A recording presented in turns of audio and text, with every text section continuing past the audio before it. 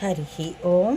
ప్రియపుత్రి పుత్రులారా, 300 మంది యోధులు 300 నైట్స్ ఆ చిత్రానికి మెదళ్ళే ఆయుధాలుగా యుద్ధానికి ఉన్న సారూప్యతని మీకు వివరిస్తూ 15 ఏళ్ల క్రితం ప్రచురించిన టెక్స్ట్ పోస్టుల్ని యథాతథంగా చదువుతూ మీకు వీడియోలుగా సమర్పిస్తూ ఉన్నానండి. ఆ వరుస మాలికలో మరొకటి ఇది 344వ పోస్టు.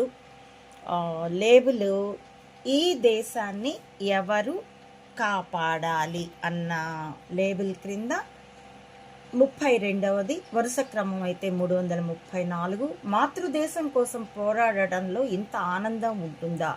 అప్పటి టెక్స్ట్ పోస్ట్ని ఇప్పుడు 3 వీడియోలుగా ఇస్తున్నానండి. ఇది 3వ వీడియో కొనసాగిస్తూ ఉన్నాను.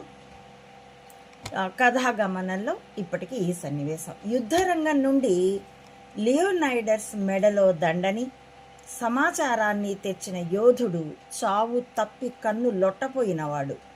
అయినా తాను యుద్ధానికి వెరవనని, మరో కన్ను ఉందని, దేవుడు అందుకే మనిషికి 2 కళ్ళు ఇచ్చాడు అనేంత ధీరుడు.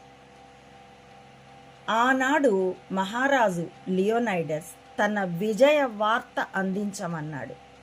అది విజయం ఎలాగ అవుతుందో అప్పుడు తనకు అర్థం కాలేదని, ఇప్పుడు అర్థం అయ్యిందని యుద్ధానికి కదిలిన 10,000 మంది స్పార్టన్ వీరులని చూస్తూ అంటాడు.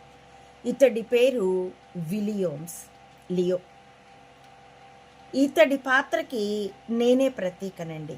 ఇది రాసే నాటికి నాకు అది తెలియదు. ఎందుకంటే అప్పటికి నాకు చావు తప్పి కన్ను లొట్టపోలేదు గనక, నా భర్త నా పాప ఉన్నారు గనక, యుద్ధం ముగ్గురం కలిసే చేస్తున్నాం గనక నాకు నన్ను నేను ఈ పాత్రతో అప్పుడు ఐడెంటికల్ చేసుకోలేదు. ఈ పాత్రని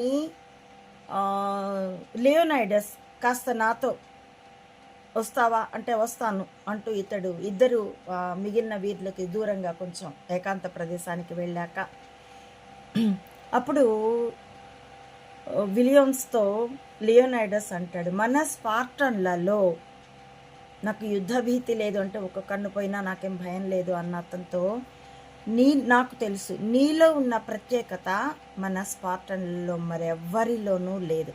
కాబట్టి నా ఈ చివరి సందేశం తీసుకుని వెళ్ళి చెప్పు అంటే, ఇంకా ఎవరికైనా ఏమైనా చెప్పాలా అంటే, నా రాణిక అంటూ మెడలో దండ తీసి ఇచ్చి ఇదే అన్ని చెప్తుంది అని అంటాడు. ఆ లియోనైడస్లో ఉన్న ప్రత్యేకత ఏంటంటే, అతడు ఇతరులలో సత్యాన్ని